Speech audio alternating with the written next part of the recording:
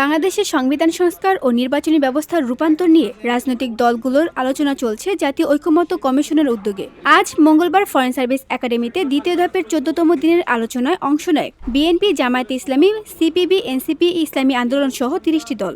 প্রধান আলোচ্য বিষয় ছিল দ্বিকক্ষ বিশিষ্ট সংসদ, সংখ্যানুপাতিক নির্বাচন ব্যবস্থা, নারী আসনের কাঠামো।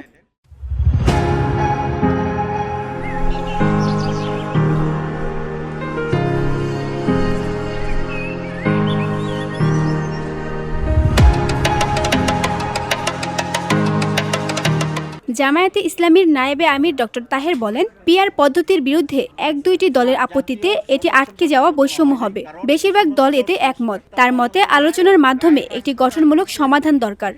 কিছু সংখ্যক দল ছাড়া সকলেই আমরা একমত হয়েছি যে দ্বিকক্ষ পার্লামেন্ট আমরা চাই।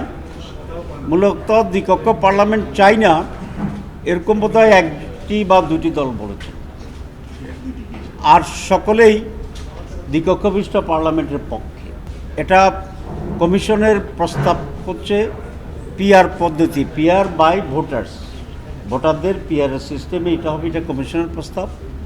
এবং 2/3 মেজরিটি বা তার চেয়েও আর একটু বেশি সংখ্যক প্রতিনিধিরা দলের পিআর সিস্টেমের ব্যাপারে আমরা একমত হয়েছি।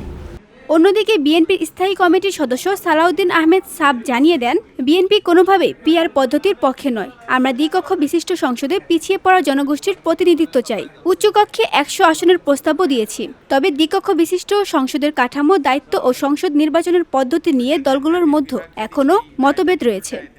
দ্বিকক্ষ বিশিষ্ট পার্লামেন্ট সৃজনের বিষয়ে মোটামুটি অধিকাংশ রাজনৈতিক দল একমত, কিন্তু তার গঠন প্রক্রিয়া কী হবে এবং তার পাওয়ার অ্যান্ড ফাংশন কী হবে এ বিষয়ে ব্যাপক বিতর্ক আছে।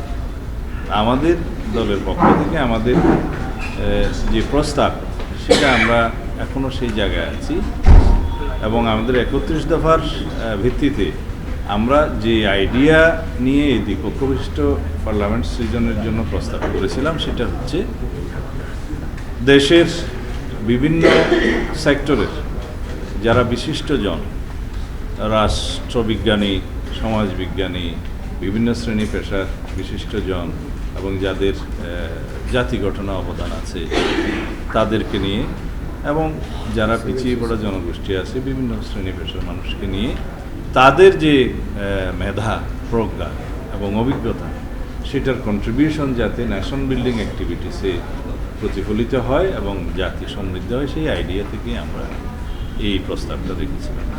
আলোচনায় সভাপতিত্ব করেন জাতীয় ঐকমত্য কমিশনের সভাপতি অধ্যাপক আলী রিয়াজ। তিনি বলেন, কমিশন একক কোনো সত্তা নয়, ব্যর্থতা হলে সেটি আমাদের সবারই ব্যর্থতা হবে। তিনি রাজনৈতিক দলগুলোকে দ্রুত সমঝোতায় আসার আহ্বান জানান। ঐকমত্য কমিশনের ব্যর্থ হওয়ার কোনো সুযোগ নেই। আমাদেরকে কোনো না কোনোভাবে এই যে কাঠামো পরিবর্তনের যে দায়িত্ব দেওয়া হয়েছে সেটা আমাদের পালন করতে হবে, কিন্তু এটা কমিশনের একমাত্র দায়িত্ব নয়। রাজনৈতিক দলগুলোর দায়িত্ব হচ্ছে সকলে মিলে আমাদের এক জায়গায় আসা।